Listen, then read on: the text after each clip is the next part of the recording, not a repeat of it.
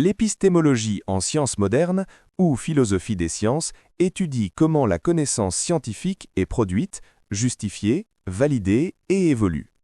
Elle ne se contente pas de décrire ce que les scientifiques font, mais pose des questions critiques. La science donne-t-elle une vérité certaine? Comment distingue-t-on une théorie scientifique d'une pseudo-science? La connaissance scientifique est-elle objective ou influencée par des facteurs sociaux, historiques ou psychologiques? En gros, c'est l'épistémologie appliquée aux sciences. On passe de « comment sait-on en général » à « comment la science moderne sait-elle ce qu'elle prétend savoir ». 1. Contexte historique, du positivisme à la critique du XXe siècle. Au XIXe et au début du XXe domine le positivisme, Auguste Comte, et le positivisme logique, Cercle de Vienne. La science doit se baser uniquement sur des faits observables, vérifiables et mesurables. La connaissance scientifique est cumulative, objective et progresse par induction, généralisation à partir d'observations. Au XXe siècle, cette vision naïve est profondément remise en question. Karl Popper, 1902-1994. La science n'avance pas par vérification, on ne peut jamais prouver définitivement une théorie, mais par falsification. Une théorie est scientifique si elle est réfutable. Exemple, tous les signes sont blancs est scientifique, car un seul signe noir la falsifie. La science progresse par conjecture audacieuse et réfutation. Popper insiste sur l'attitude critique et le fallibilisme, on peut toujours se tromper. Thomas Kuhn, 1922-1996. Dans La structure des révolutions scientifiques, 1962, Kuhn introduit les paradigmes. La science normale se fait à l'intérieur d'un cadre partagé, théorie, méthode, valeurs. Les anomalies s'accumulent jusqu'à une crise, puis une révolution. Changement de paradigme, exemple, passage de la physique newtonienne à la relativité d'Einstein. Les paradigmes sont incommensurables, on ne peut pas les comparer directement car les concepts changent de sens.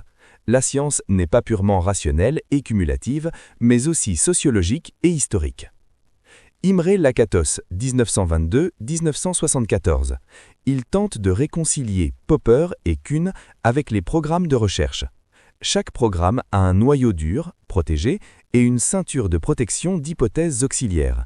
Un programme est progressif s'il prédit des faits nouveaux, sinon il dégénère. Cela rend la science plus rationnelle que chez Kuhn, mais plus souple que chez Popper. Paul Feyerabend, 1924-1994. Position anarchiste, anything goes. Il critique l'idée d'une méthode scientifique unique. L'histoire montre que les grands progrès, Galilée, Copernic, ont souvent violé les règles en vigueur. La science avance grâce à la pluralité, à la créativité et parfois à l'irrationalité. Il met en garde contre le dogmatisme méthodologique.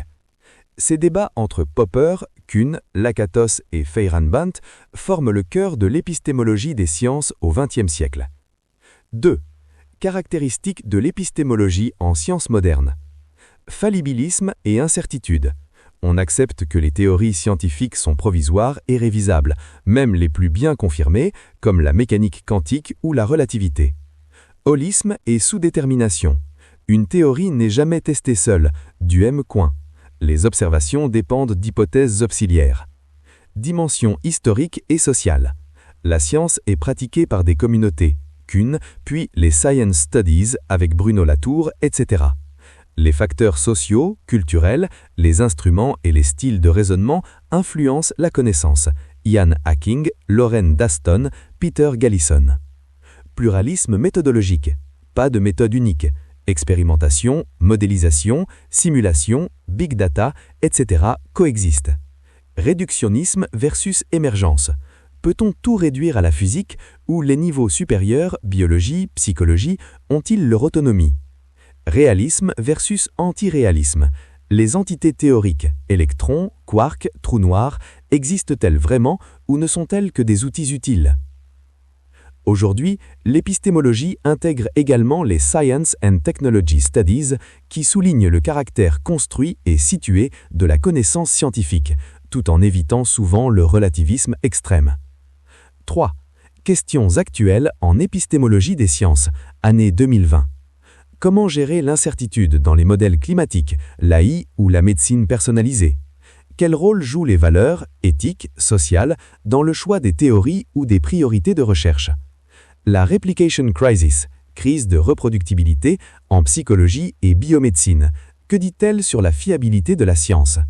Big Data et AI, change-t-on de paradigme épistémologique? Corrélation sans causalité, fin de la théorie? Science et démocratie, comment concilier expertise scientifique et débat public? Pour finir, l'épistémologie en sciences modernes a abandonné l'idée d'une science cumulative, certaine et purement logique. Elle la voit comme un processus critique, historique, social et faillible, mais qui reste le meilleur outil que nous ayons pour approcher la réalité. C'est une réflexion qui aide les scientifiques à être plus conscients de leurs limites et de leurs présupposés et qui aide le public à comprendre pourquoi la science évolue et parfois se trompe sans pour autant devenir relativiste. Tout se vaut.